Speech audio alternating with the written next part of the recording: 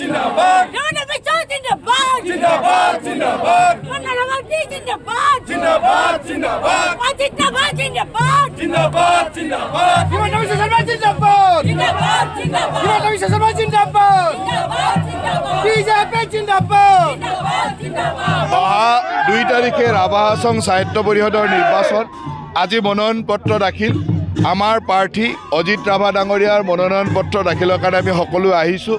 আৰু যি ৰাইজৰ উৎসাহ এই উৎসাহৰ পৰা আমি নিশ্চিত যে অজিত ৰাভাই অকল নহয় এই ৰাভা হাছং সাহিত্য পৰিষদত আমাৰ NDAৰ যি 36 গৰাকী প্ৰাৰ্থী আছে সেই 36 গৰাকী প্ৰাৰ্থীয়ে বিজয়ী হ'ব সেই ধৰণৰ উৎসাহ এইবাৰ ৰাভা হাছং এৰিয়াত দেখিছোঁ আৰু মই ৰাভা হাছং এৰিয়াৰ সকলো ভোটাৰ ৰাইজলৈকে ধন্যবাদ জ্ঞাপন কৰিছোঁ আশীৰ্বাদ বিচাৰিছোঁ যে আমাৰ মাননীয় মুখ্যমন্ত্ৰী ডক্টৰ হিমন্ত বিশ্ব শৰ্মা ডাঙৰীয়াৰ নেতৃত্বত অসমৰ যি উন্নয়ন আৰু টংকেশ্বৰ ৰাভা ডাঙৰীয়াৰ নেতৃত্বত যি ৰাভা হাছং অঞ্চলৰ উন্নয়ন ইয়াক আৰু ক্ষিপ্ৰতৰ কৰক তাৰ বাবে আমাৰ সকলো প্ৰাৰ্থীকে ভোট দি বিজয়ী কৰক তাৰ কাৰণে আজিয়ে মই আহ্বান জনাইছোঁ ইয়াতে কোনে টিকট দিছে এতিয়া পৰিৱেশ যিটো দেখিছে চাৰিওফালে অকল আমাৰ NDA চাৰিওফালে ৰাভা হাছং যৌথ সংগ্ৰাম সমিতি আৰু ভাৰতীয় জনতা পাৰ্টি AGPয়ে আমাক সম্পূৰ্ণৰূপে সহায় কৰিছে আমি 6টা সিটত খেলিম ৰাভা হাছং যৌথ সংগ্ৰাম মঞ্চই 30টা সিটত খেলিব আৰু অগপই আমাক সম্পূৰ্ণৰূপে সহায় কৰি আমি তিনিওটা দলে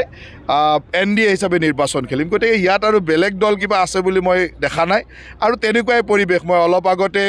শিলপতাৰ পৰা আহিছোঁ তাতেও সেই একে পৰিৱেশ ইয়ালৈ আহিছোঁ একেই পৰিৱেশ আমাৰ ৰাজ্যিক সভাপতি দিলীপ শইকীয়া ডাঙৰীয়া গোৱালপাৰাত আছে একেই পৰিৱেশ গতিকে ইয়াত আৰু বেলেগ কিবা দল আছে বুলি মই দেখা নাই আচলতে নিৰ্বাচনত গৈ এই অনুভৱটো মোৰ সঁচাকৈ টিকটত মোৰ এটা হেৰি আছে কাৰণ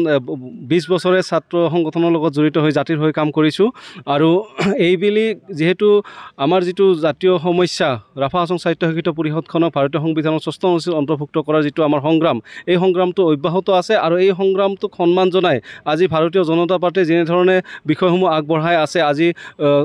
6ষ্ঠ অনুচ্ছেদ প্ৰস্তাৱ কেন্দ্ৰলৈকে পঠাইছে আৰু মুখ্যমন্ত্ৰী ডাঙৰীয়া যিটো আশ্বাস অতি সোনকালে আমাৰ ভাৰতীয় সংবিধানৰ 6ষ্ঠ অনুচ্ছেদ আমাৰ সাহিত্য পৰিষদখন অন্তৰ্ভুক্ত হ'ব আৰু সেই অন্তৰ্ভুক্ত কৰা যিটো প্ৰচেষ্টা সেই প্ৰচেষ্টা চলি আছে আৰু আমি আশাবাদী কম দিনৰ ভিতৰত আমাৰ এই আশা পূৰণ হ'ব আৰু সেইকাৰণে আমি ৰাভা হাছং যৌথ সংগ্ৰাম সমিতি হওক বা ভাৰতীয় জনতা পাৰ্টীয়ে একলগ হৈ ৰাভাসকলক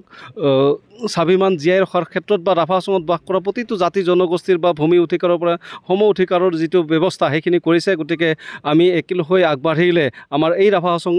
এলেকাটো সুৰক্ষিত হ'ব আৰু সমবিকাশ হ'ব প্ৰতিদ্বন্দ্বিতা হ'বলগীয়া বিশেষ নাই আমাৰ কংগ্ৰেছ দলটোতো ইয়াত কোনো ধৰণৰ এক্টিভিটি নাই আৰু যি দুই এজন নিৰ্দলীয় প্ৰাৰ্থী আছে তেখেতসকলৰ ইয়াত গুৰুত্ব নাই আৰু আপোনালোকে জানে NDA হিচাপত আজি BJP আৰু ৰাভা হাছং যৌথ মঞ্চ তথা অসম গণ পৰিষদ দলে একেলগে প্ৰাৰ্থী প্ৰদান কৰিছে 37টা সমষ্টিত 37টাই প্ৰাৰ্থিত্ব প্ৰদান কৰিছে আৰু ইয়াত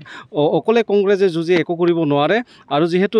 NDA হিচাপত এটা মিত্ৰজোঁট হিচাপত আমি ইয়াত অৱতীৰ্ণ হৈছোঁ গতিকে ইয়াত নিশ্চিত 37টা সমষ্টিৰ 37টা পদে আমাৰ হ'ব গতিকে জিকিম